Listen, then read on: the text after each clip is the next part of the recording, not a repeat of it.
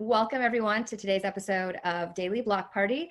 I'm excited today. Joining my co-host Nisa Moyles is Natalya Thakur. She is a dual MBA and MPA candidate at the Stanford Graduate School of Business and Harvard Kennedy School, and she also co-authored the 2019 Blockchain for Social Impact. Welcome, Natalya. Thanks for joining us. Thank you for having me. Well, it's great to have you here, Natalya. And going over your social impact report was fantastic. We're going to get into that, but Pam, why don't you ask Natalya the first question? Yeah, sure. So Natalya, what is your background and how did you get into this new space? Absolutely. So I started my career at BlackRock in San Francisco and was on the ETF and index investments team, and then sort of switched into doing product operations for our fintech robo-advisor, so more on the digital side of wealth management. And while I was at BlackRock, of course, the firm is huge and there's so many different things you can do. And I had been introduced to the blockchain crypto space through a mentor. And then on one of the very first teams I'd worked on at BlackRock, my immediate manager had started to sort of help BlackRock explore. And so over the time that I was at BlackRock, I sort of helped support initiatives that worked to dissect the crypto blockchain space for our BlackRock clients. And so specifically that included educating internally about the technology. And we also looked through things sort of like investments, business use cases, partnerships, et cetera. And then from there, I knew that it was something that I wanted to dedicate more time to. I'm extremely passionate about financial inclusion, extremely passionate about emerging tech, and wanted to continue to explore that as a graduate student. Well, that's great. I share your passions on both fronts. So tell us about this social impact report. Yeah, so the social impact report really stems from the fact that there are so many projects happening in this space, and something that I know we've talked about before is this idea between there's a lot of noise and complexity as new industries are forming, and it's hard to really like sift fact from what's the new fad. And I think for us, and especially so this report was the second year that the report was published. It started in 2018, and it's sort of spearheaded by the CEO of RippleWorks, Doug Galen, who is also adjunct faculty, a faculty member at the Stanford Graduate School of Business. And it stems from the fact that we, as students and people that are passionate about the industry, wanted to track exactly where blockchain was being used, how it was being used, and how it's been evolving year over year with the people that are working on it, and try and get like a more tangible and quantitative set of data to sort of like map the different industries that blockchain is affecting from a social impact perspective, but also to sit back and say, okay, like there's a tons of different types of blockchains that might be used for projects. So we think of Bitcoin, Ethereum, we think of Hyperledger. And so to actually start mapping those out of like, what are people using, so that if you were potentially interested as a company in using blockchain technology, you could sift through the report to say, hey, what sort of problems am I trying to solve? Is blockchain even useful for the problem that I'm trying to solve? And if it is, here are some of the tools that I should be using to build this out in my company. And here are some of the obstacles that I could potentially face. So we did a ton of interviews with over 193 companies to talk to them more about, okay, is blockchain actually needed for the problem that you were solving? If so, why? What progress have you made in the last 6 months, in the last 3 months? What does funding look like? Like, where do you usually get your funding from? What sort of technical or political obstacles are you facing? So it really breaks that down for people that are looking to enter the industry. So diving in a little deeper to the report, which sectors did you look at specifically? Like, what are the use cases that people are using blockchain for social impact? Yeah, so we looked at governance, which tracks a lot of things regarding voting rights and sort of bringing democracy to places that might not have it. There was also financial inclusion, which is like access to payments and payments processing over different borders. Identity management was another one. So thinking about how you can, for people that don't necessarily have access to paperwork, or if you are a refugee, how do you prove that this is who I am? And maybe this is what I have, entitlements, or what assets I own. So identity management was a huge one. We also looked at agriculture, which helps track the supply chain of when things go from farm to table, essentially. And so we've actually seen a lot of, in the news, more prominently, I think Walmart's done a lot of great work in the space, So with agriculture, we're not only looking at the supply chain, but we were also looking at land ownership and land rights, kind of going back to the identity management. We also looked at climate change and energy, so ways to track and verify that people are adhering to certain rules that we might implement in order to sort of move towards a more climate-friendly environment, like a society. And we're in the middle of the pandemic right now. Any research into healthcare or blockchain for use in pandemics? Yes. So when we ran the report, obviously we weren't amidst the pandemic, but that's a great point. Actually, one of the sectors that we covered was healthcare. And I think within the healthcare space, we talk a lot about tracking different records. So we think about the electronic healthcare system record system that we have today and how that's sort of put together and sort of like what that could mean on blockchain. So when we think about a pandemic, there's a lot of movement where people might be in a place that's different from where their doctor is, or they might be with like family members where they're not usually living. And so in this sort of case, blockchain could be really useful because if everything is on the blockchain, you are the owner of your records versus having your records be owned by in a distributed way. So instead of having like 5 different doctors own your records, and if you show up to one place, you have to have that information transferred. During a pandemic, people really don't have the flexibility of being like, oh, right, I should have gotten all my healthcare information transferred over. So building on some of the use cases we had already seen in the report around record keeping and around like patient information, that could be especially applied to a time like this in a pandemic where people need quick access, they need full access, especially to their medical history, given that coronavirus affects many different types of people in different ways, and sort of gets us on a point of not only saying, here's my medical history, but if I'm a patient and I have corona, at this point I can also track from this point onwards, and that information can be used to help other patients get cured more quickly. So you can actually start to compare records and say like, hey, they had similar conditions beforehand. Here are the symptoms that they were experiencing. Here's how long it took them to get relief from the virus, and kind of compare that patient to patient. What is the role of policymakers and policy been? Are they a cohort that you consider a stakeholder in the report? And how early do you think they should be brought in for product development? Oh, this is my favorite question because I feel so passionate about it. So within the report, we didn't do a lot of direct work or research with policymakers, but of course, some of the questions that we asked when we were working with the companies is the policy stakeholder component is really important. Sometimes these companies felt like they didn't have access to the people, or if they felt like they did, it was really difficult to navigate that space. I'm a big believer that, especially having been in Silicon Valley for over almost 10 years now, we have this thing of like move fast and break things. But I think as we are shifting into a world where like the products that you're developing aren't necessarily one-on-one product market fit, it's technology that's bringing about systemic change. You have to have a wider network of stakeholders included much earlier in the product development cycle so that you can build out an ecosystem together. And so I actually believe that policymakers haven't been brought in as soon as they should have, but I also don't think policymakers have provided the bandwidth to be working with these types of companies. And that's, a big tension between policymakers are working on things that are very immediate, and it's like a wide range of issues, like technology is a small component. But I think both like the tech and the policy world need to sort of like readjust and make a little more space to sort of like deliberately spend time together and build out these systems versus it being a retroactive Band-Aid fix. So you think about like Libra came out with, oh, hey, we're going to launch this thing. And policymakers are like, oh, wow, we really need to take a few steps back and start talking to them and working with them and understanding what this is. But the fact of the matter is that there are tons of companies that are working in this space that aren't Facebook and don't have the political and the media clout that Facebook has. And so for those companies that are still doing great work, like how can we get them having the policy conversation sooner?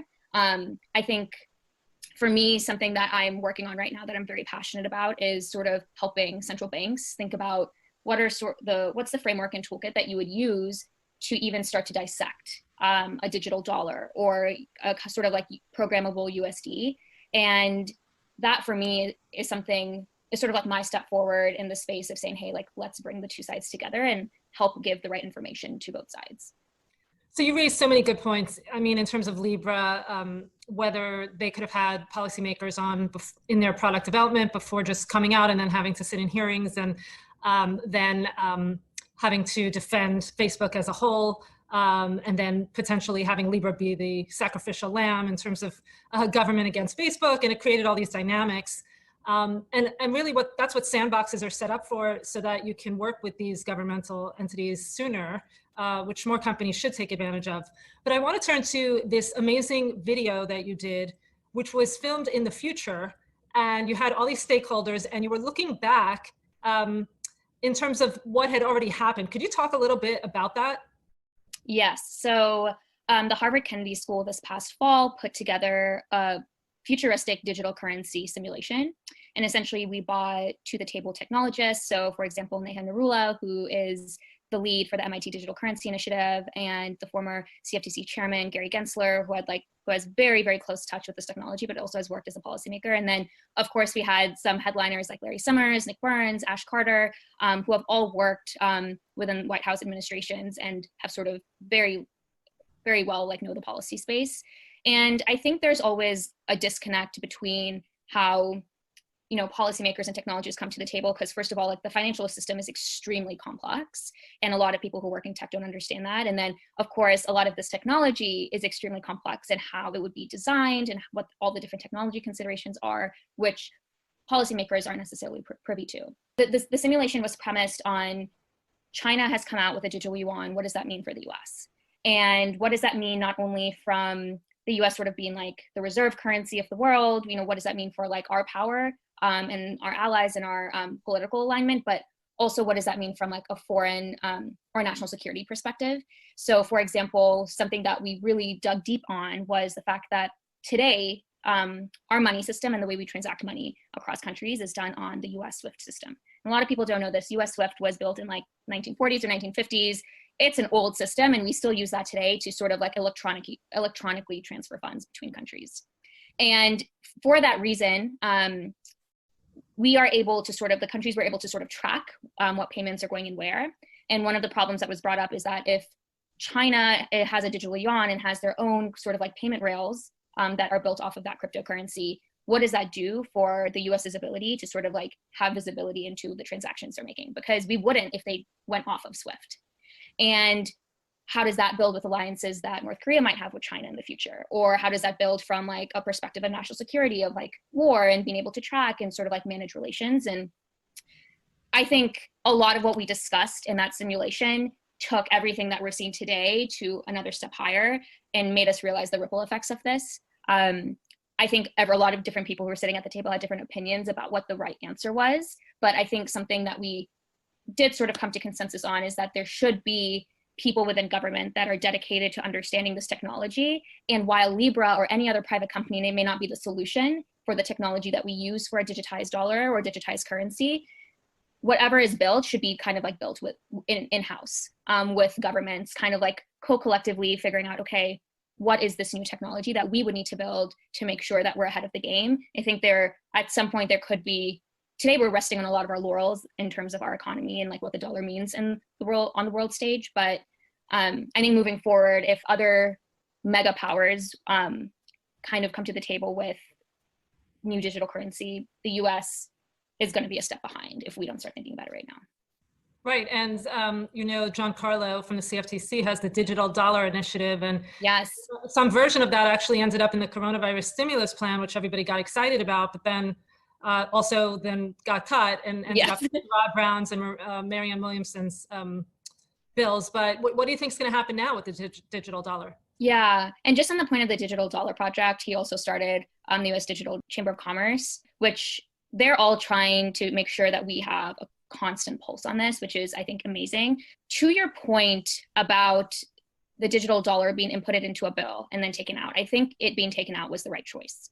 The reason being is that to actually, from everything we've already talked about, to build a digital currency overnight would be almost infeasible. And anything that COVID needs right now is quick, fast, viable relief. And I think what it brought to light is that in a situation like this, or if this situation continues to come up again in the future, which it might, right, until we get a vaccine, it's going to be cycles and waves of public health care issues. So I think it was the right thing to take out of it, because it's just not, it's not timely enough to deal with what the needs of COVID relief are. But I think what it brought to light is that in a situation like this, having a digital dollar could actually be quite useful to get payments to families, especially those that are cross-border and might need to be using remittances, there's a lot of good that can come out of this. Right now, I'm working with a company called Cello, and there are a ton of different humanitarian aid organizations that have been reaching out to us saying like, hey, like, is there any way that we can, implement your solution and try and get cash in and out of our organizations to patients sooner? And so there is really a need. And so I think, yes, let's take it out of the bill for now, but on the side, we really need to be thinking about what are quick and timely use cases, even though the US isn't implementing it immediately. Like, are there other private technologies? So things like Libra or Cello or other stable coins that can prove quick use cases with organizations. And then from there, can we continue to maintain some sort of like working group that at the higher federal level is saying, okay, like here are a few use cases that we've seen smaller private companies do that were quite beneficial in this pandemic. How do we continue to build off of that work and make sure we're not losing steam of the work we've already done? So I think, yes, I think it's definitely still going to be something that is launched. I think how it's launched and when it's launched is just not going to be figured out until the underlying technology is agreed upon in terms of design elements and technology consideration.